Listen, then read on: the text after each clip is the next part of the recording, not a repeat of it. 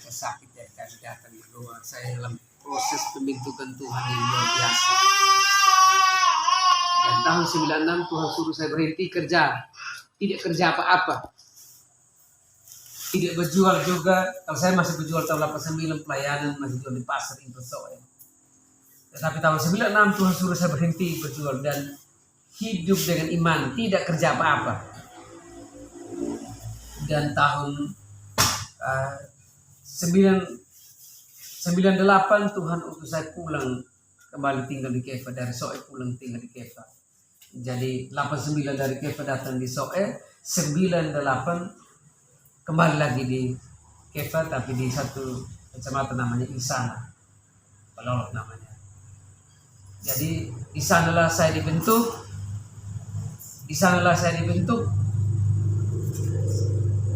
Dan pelayanan. Jadi pelayan keliling mulai dari Rote, Sabu, Kupang, Timur Leste. Waktu itu tahun 96 itu dengan Bapak dan Mama. Dari Bapak dan Mama sampai Timur Leste pelayanan. Ketemulah Pak Samuel. Ketemulah juga Pak Oris. Pak Oris Dilak, ya ketemu kita pelayan sama-sama. Dan akhirnya saya tahun 98 saya tinggal di Kefa dan saya terus pelayan di sana sampai di tahun 2000 Tuhan bawa saya ke Jakarta, di Surabaya. 2001 Surabaya, Jakarta, Bandung.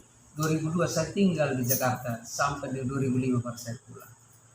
2006 saya di Kefa, 2007 saya di Batam dan 2007 itu juga saya ada di Surabaya.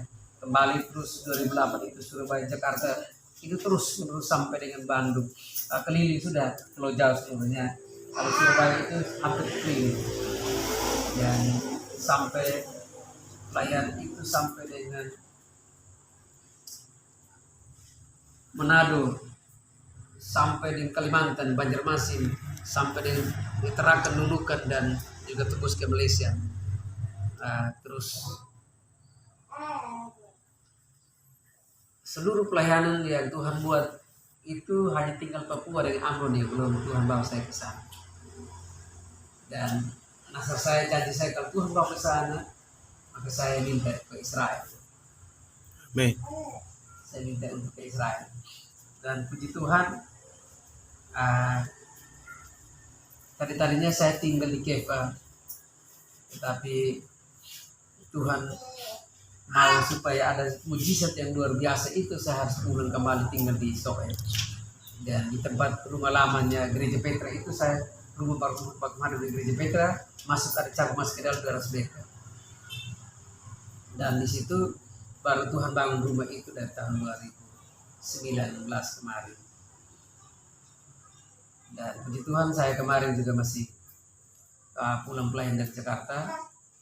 Dari tanggal 23 dan sampai tanggal 4 baru saya pulang. Karena pencurahan Roh Kudusnya, Tuhan juga suruh untuk lakukan pengurapan itu ada di Kefa, ada 4 persekutuan dari Soe dan dari Kefa ada 7 persekutuan kumpul dan ada pengurapan di sana.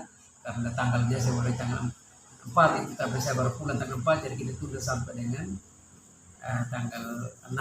Jadi tanggal 5 itu ada pelayanan. Tanggal 6 itu baru pengurapan. Berarti 12 hari. 12 hari pergumulan. kami puasa. 12 hari puasa. Dan saya pelayan di Jakarta itu saya puasa terus, tidak pernah saya berhenti puasa. Dan puji Tuhan, Bapak Mama, kepercayaan Tuhan buat pelayanan ini setiap tahun Tuhan harus bawa saya pelayanan ke Jawa, Bali. Itu dari tahun 2001 saya juga pelayan di Bali, 2003, 2011 sampai 2017, 2018 sampai tahun kemarin 2020 terakhir itu Mas. Nanti September ini kembali lagi pelayan di Bali. Tinggal di tanah kering di timur dan pelayan full itu tidak gampang. Yeah. Kalau Papa dan Mama itu masih ada pensiun, tapi saya pensiun tidak ada. Tuhan suruh melayani full. Satu membuat saya, Tuhan bicara bilang saya seperti ini. Kenapa Elia bisa kalau kamu tidak bisa? Perbedaan Elia karena dia dia manusia yang sama, lahir wanita yang sama. Ya. Tapi kalau dia Tuhan bisa buat banyak perkara, kenapa kamu tidak bisa? Dan saya punya iman yang seperti itu. Dan puji Tuhan,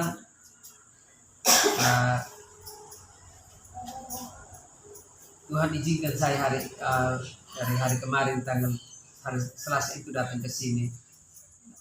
Nanti juga ada pelayanan buat orang gila di sini. Batu Di tua. Batu Tua. Karena ada orang gila 25 tahun di Kefa, mereka sudah doakan, mereka sudah bawa ke rumah sakit jiwa tetapi juga tidak sembuh. Tapi setelah kita doakan pelayanan, pelepasan sampai dengan tuntas dan bawa ke rumah sakit jiwa di Kupang, sekarang sembuh. Amin. Dan ada satu di Tofas itu, dia 27 tahun gila. Nah, setelah itu kita bawa pelayanan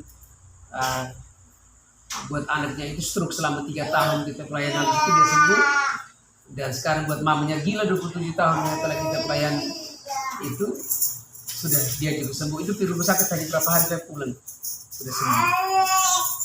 Tuhan begitu luar biasa sekali yang pekerjaannya. Jadi itu bukan karena manusianya kita, tetapi itu karena Tuhan. Amin. Karena Tuhan. Kalau bukan Tuhan, siapakah kita? Jadi apa yang mau dibanggakan, ayo kita boleh menunaikan pujian, syukur, sembah dan hormat kita kepada Tuhan. Dan anaknya itu yang itu, mereka orang Katolik. Lepas mamanya dia tahu kalau mamanya sembuh dari gila karena kita pelayanan ke dia pun sembuh dari lumpuh jadi masuk kembali kerja kantor, dia dan kata laki-lakinya kembali ke proses. Amin. Awalnya mereka di Katolik, tapi karena dia merasakan hadirat Tuhan buat dia, mujizat Tuhan untuk dia, dan dia dari mama yang sembuh, mereka kembali.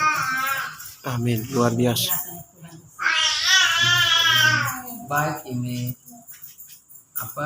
sekaligus tambahan kesaksiannya bahwa anak saya ada 7 orang dan 3 orang sarjana dan 1 jadi tentara.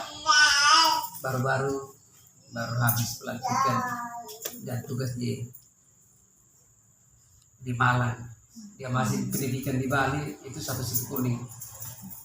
Tanpa satu peser pun kita tidak kasih, tidak ada uang. Hamba Tuhan ada uang dari mana? Jadi lulus dari murni. Bahkan juga dia juara 1 lari dan juara 1 dalam tes jas itu, juara 1 mulai dari Soe, Kupang sampai di Bali. Dan akhirnya dia minta di bagian itu senjata untuk perangkunya, tapi Tuhan bawa dia untuk jadi dokter. Dia kasih dia di kesehatan. Jadi kemarin sudah dilantik dan sementara ini 3 bulan lagi di Gembel lagi di Malang.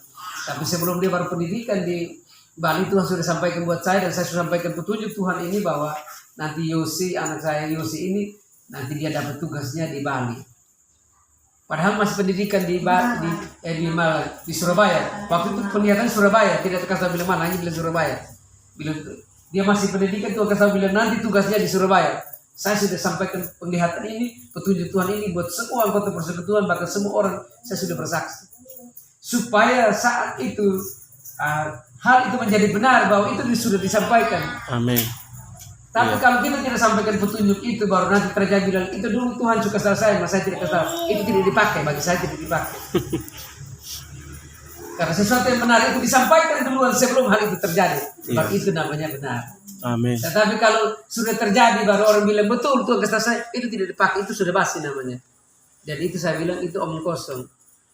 Ya, hamba Tuhan yang mengada-ngada, itu putar balik namanya.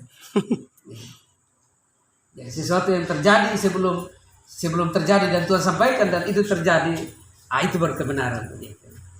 Jadi puji Tuhan bahwa Tuhan kita yang kita sembah dan kita layani dan kita bersekutu seperti ini, Tuhan kita itu sangat luar biasa. Ada teman saya, kita persekutuan tahun 95, mereka di gereja Marosarung. Ketemu saya, dibilang sekarang kerja apa? Saya bilang saya tidak kerja apa-apa, saya pelayanan saja full. Dia bilang di Tanah Timur tidak bisa pelayanan full tanah gersang. Kalau di Jawa bisa. Saya jawab dia, kalau Elia bisa, kenapa saya tidak bisa? Haleluya. Elia bisa, saya bisa. Ternyata yang Tuhan bisa itu karena Elia bisa juga saya juga bisa. Dia mendapatkan karunia Nabi, saya juga terima karunia yang Nabi yang sama dengan Elia. Sekalipun prosesnya berbeda, sekalipun kuasa berbeda, cara berbeda, tetapi satu kuasa yang bekerja di dalamnya. Amin. Kalau Elia juga bisa bangkitkan orang yang mati, nah, bisa juga membuat hujan, mengalahkan Nabi Baal. Kenapa saya tidak bisa? Saya juga diberikan kuasa yang sama. Amin. Nah, saya sedikit bersaksi lagi tentang bagaimana saya berjumpa dengan Lucifer pada tahun 2006. 2006 itu saya jumpa dengan Lucifer, itu besarnya seperti dua jendela ini gabung jadi satu. Dia ada kaki dan tangan. Saya ambil 3 batu, saya berdoa dalam nama Bapa, Anak dan Roh Kudus, saya lempar. Saya lempar begini, dia berubah menjadi dewa. Jari-jari ini 7, tangan ini 7, kepala 7, mata 7, lubang hidung 7, hidung 7, telinga 7, semua anggota tubuh ini 7. Terus dia kasih tahu saya bahwa orang Kristen yang kaya raya itu datang di gereja, duduk paling depan itu, bukan dia sembah Tuhan, tapi Lucifer bilang situ sembah saya. Jadi semua orang Kristen yang dia kaya raya itu belum tentu itu kekayaan murni dari Tuhan, tapi itu si Lucifer yang kasih dia kekayaan. Yang kedua, dia datang, dia bilang begini, persekutuanmu bagaimana? Saya bilang, sekalipun tidak ada orang yang datang di persekutuan saya, tapi saya dan istri dan anak akan menyembah Tuhan. Amin. Saya jawab, dan untuk kau Lucifer saya tidak akan sembah kau. Terus dia bilang lagi begini, kalau lu mau semua penjuru manusia dari dunia ini akan datang ke tempatmu. Saya bilang saya tidak mau. Cukup sudah orang tua saya dulu sembah, minta kekayaan dulu, tapi sekarang saya tidak sembah lagi. Amin. Terus dia bawa saya di satu dunianya Lucifer itu, tempatnya Lucifer itu. Dunianya kita di tangan kanan, dunia Lucifer itu di tangan kiri. Jadi saya sudah dibawa dalam peperangan itu, saya sudah dibawa pada tanggal 22 September kejadian Tibo itu.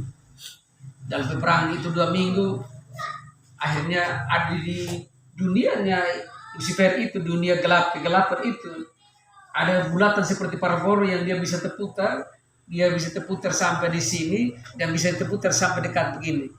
Jadi putaran pertama dia sampai di tengah, saya mau melompat kembali ke dunia kita tidak bisa, dan sampai yang dia putaran kedua dan dekat begini saya lompatlah datang di dunia kita dan saya menang. Dan Lucifer yang tadi itu ular dan berubah jadi dewa itu dia berubah jadi bambu ketung yang besar begini, yang ranting-rantingnya sudah dipotong tebang dan ditarik, dan ranting-rantingnya itu belum dipotong dibersihkan. Dia jalan ke arah bagian timur leste, bagian matahari, naik bagian timur dan jalan ke sana, dan dia menunduk begini 2 buah pelir dari Lucifer itu besar seperti bola basket yang besar itu 2, dan ada suara bicara dengan saya bahwa itu Lucifer. Dan mulai hari itu saya tidak pernah takut lagi pelayanan mau sampai bagaimana. Kalau Lucifer saja kalah, apalagi hanya mantra orang roti masakan. Kalau Lucifer saja kalah, apa hanya voodoo orang Afrika harus menang, pasti kalah. Iya. Dan Tuhan bawa saya dunia roh itu, ya begitu luar biasa, dan Tuhan kita luar biasa. Bapak Mama sedikit pemberitahuan kesaksian saya bahwa pendidikan saya SD saja tidak tamat, ijazah tidak ada. Saya masa kecilnya di Rote sini, di Balatua, di Surut sini jaga domba 8 tahun, dan domba kuda kerbau itu 8 tahun, 3 tahun. Saya pulang ke Malibelo, sekolah tidak benar, tidak datang di Kepa, datang dari kelas 1 tidak tahu tulis, tidak tahu baca. naik SD kelas 2 syarat tidak tahu baca, naik kelas 3 mau naik kelas 2, mau naik kelas 3 begitu, tahan lagi tidak bisa, tahun depan lagi ulang, mau naik kelas 3 itu baru naik lagi tahun depan lagi, mau naik lagi keempat ditahan lagi, berapa kali tahan karena tidak tahu tulis dan tidak tahu baca. Jadi akhirnya hanya keluar saja begitu, tapi Tuhan tangkap itu, baru Tuhan ajar saya secara otodidak. Amin. Dan saya lebih banyak bicara daripada menulis, itu saya tidak bisa karena tulis hurufnya tidak lengkap, tidak sampai juga. Dari itu saya banyak baca firman Tuhan dari Kejadian sampai Wahyu berulang-ulang, maka saya baca bisa lancar. Amin. Dan Tuhan ajar saya secara otodidak. Saya bicara firman Tuhan di mimbar di mana tidak ada konsep, karena saya tidak bisa konsep. Mau tulis nanti konsep cara garis besar juga tidak bisa. Jadi semua hanya dikerjakan oleh Roh Kudus. Amin. Sampai hari ini. Baik, ini sedikit kesaksian saya dan tentang latar belakang kehidupan saya, dan saya kembalikan Tuhan berkati.